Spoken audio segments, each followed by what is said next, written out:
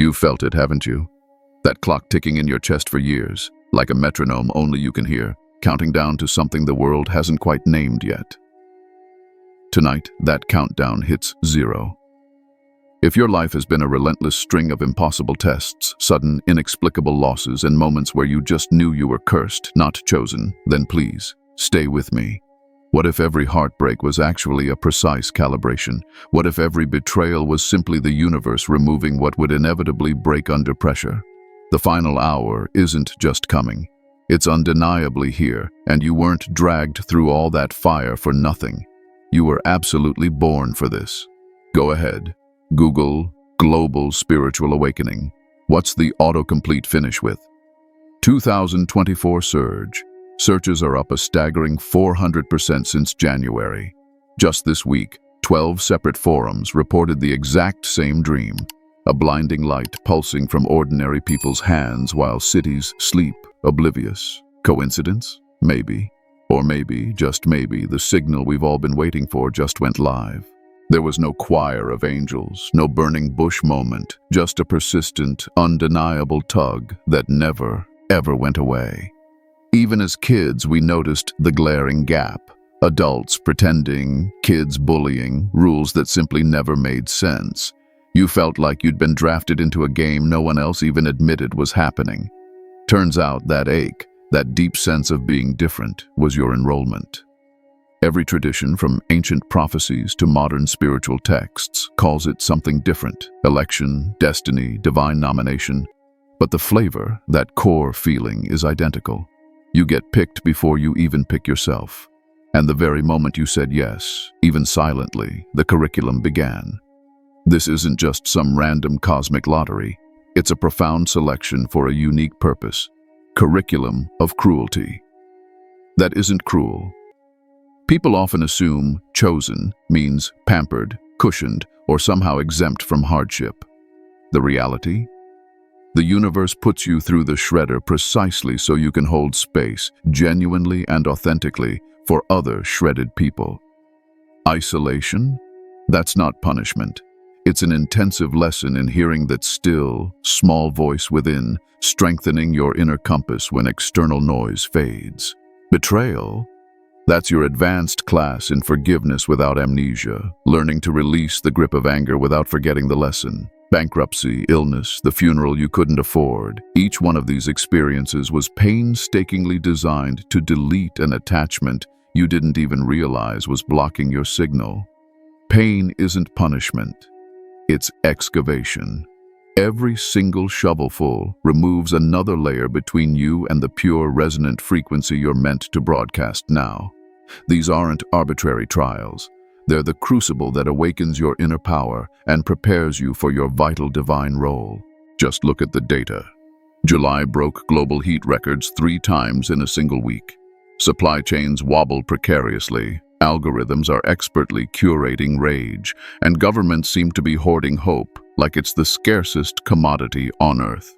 Meanwhile, meditation app downloads are up an astonishing 280%. People who would never have uttered the word chakra are now frantically Googling how to ground myself. The collective nervous system is redlining, folks. Translation? The world desperately needs surge protectors, people who've already blown every fuse inside themselves and learned how to rewire. That's you. This critical, transformative period demands your unique resilience. The final hour isn't just happening. It's being outsourced to those who've already passed the pop quizzes of despair. You might feel empty, but trust me, you're not. You're exquisitely calibrated. Empathy on steroids? Check. Pattern recognition that spooks even you, let alone others? Check. The uncanny ability to feel the electricity in a room before anyone even speaks? Check. These weren't glitches in your system. They were hard-won upgrades, earned under fire. It's time to flip them from survival mode to service mode. Seriously, write them down. Give each one of these gifts a clear job description. For example, hypervigilance doesn't make you anxious. It becomes an early warning system for communities. Loneliness isn't a void. It becomes an empty cup, ready to be filled with guidance for others. Nothing about you, absolutely nothing, is wasted inventory. These tools are precisely what you need to fulfill your mission. The macro mission feels impossibly huge, guide humanity through collapse and rebirth. So let's shrink it down, okay? Today, send that text you're scared to send. It probably carries the exact frequency someone desperately needs. Tomorrow, instead of rushing past, sit by that old tree you always walk past. Its roots will trade data with your nervous system, and you'll walk away knowing precisely what to do on Friday. One brave micro-action daily equals 365 course corrections a year. Multiply that by the 0.1% of us who are already awake, and the butterfly effect stops being a metaphor and starts becoming a powerful, undeniable force. If this is landing like a memory you'd forgotten, not just some abstract theory, then type, "I remember" in the comments. No essay needed. Just those two powerful words so the algorithm knows we've found each other. And hit subscribe. The next video goes even deeper into the protocol nobody else is explaining. Why the world feels like it's glitching. Reality isn't actually falling apart. It's falling open. Quantum biologists at Tel Aviv University just measured photons behaving differently when humans focused on compassionate imagery versus violent imagery. Same distance, same equipment, profoundly different outcome. Consciousness is the ultimate wild card, isn't it? When enough people hit heart coherence, the entire external field reorders itself. Your private meditation isn't private at all. It's actively tuning the shared server of humanity. The chaos you're witnessing isn't the new code failing, it's the old code finally losing its hold. You are a crucial part of this reordering, the betrayal you still carry. Let's deal with that thorn, that lingering sting. Someone looked you straight in the eye and lied, or left, or even worse. They used your vulnerability as a handle to fling you into hell. You keep replaying it, don't you? Because you think understanding it will prevent future pain. It won't. Understanding is often the mind's addiction. Forgiveness, true forgiveness, is the soul's technology, not pardon, release. Write that betrayal down on a piece of paper, cross it out with a thick permanent marker, burn it safely, and then flush the ashes. Say aloud, "I return this energy to the cycle. It no longer defines my voltage. Feel stupid doing it? Good. Do it anyway. Because stupid and free absolutely beats clever and chained any day of the week." The collective night shift. While the rest of the planet sleeps, millions of us wake at 3 a.m. with instructions. It used to be called the Hour of the Wolf. Now for us, it's the night shift. If that's you, keep a notebook right by your bed. Those downloads you're getting, they're blueprints for water filters, designs for community kitchens, songs that rewire despair right out of our collective consciousness. Don't dismiss them just because they arrive as fragments. Record them, then go back to sleep. The integration, the full picture, happens when you act on them in the daylight. History only remembers the builders, not the insomnia. But that insomnia, that restless hour, is precisely where the specs download. Why you're not arrogant for believing you're chosen. Arrogance, true arrogance, claims superiority, a sense of being better. Chosenness, however, claims assignment. That's a big, crucial difference. The mighty oak doesn't brag when it's tapped to hold the treehouse. It just quietly grows bark thick enough for the nails. Accepting this assignment, this profound responsibility, is what keeps you humble, because the job is far, far bigger than your lifetime alone. You're a vital link, not the entire chain. Refusing this call outsources your essential piece to someone less prepared, and the whole structure wobbles, potentially collapsing. Accepting isn't ego, it's engineering integrity. It's understanding the burden and the honor of being selected for a significant purpose. Share this with just one person who also can't seem to sleep at 3 a.m.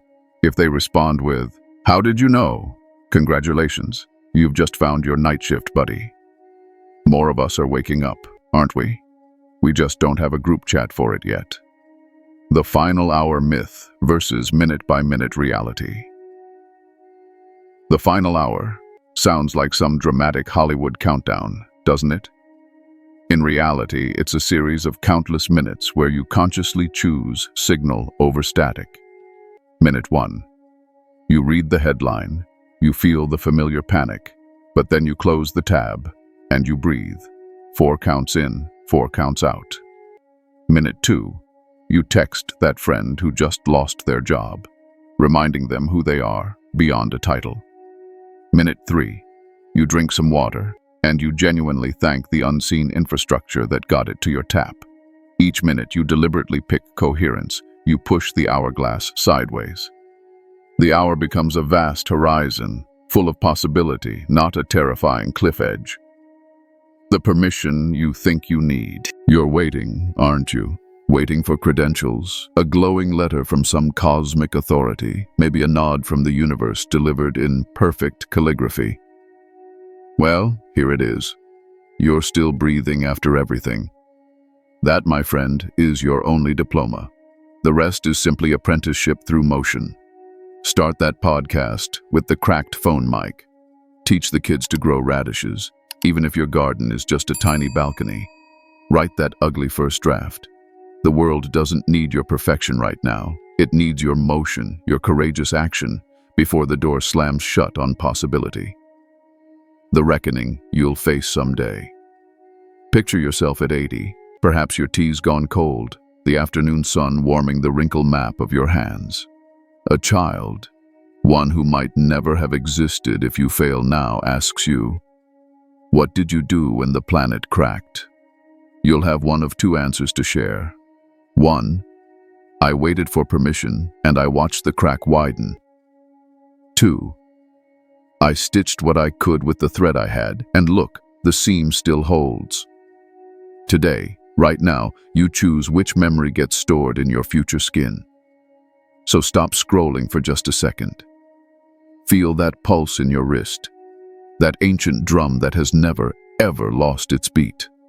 That's the same cadence that moved through every ancestor who kept this planet spinning until you arrived. The final hour isn't a death sentence. It's a delivery room. You're not here to escape. You're here to midwife. Every single scar you carry is a certification. Every tear you've shed is hydraulic fluid for the gears of the next world. Stand up, stretch, breathe.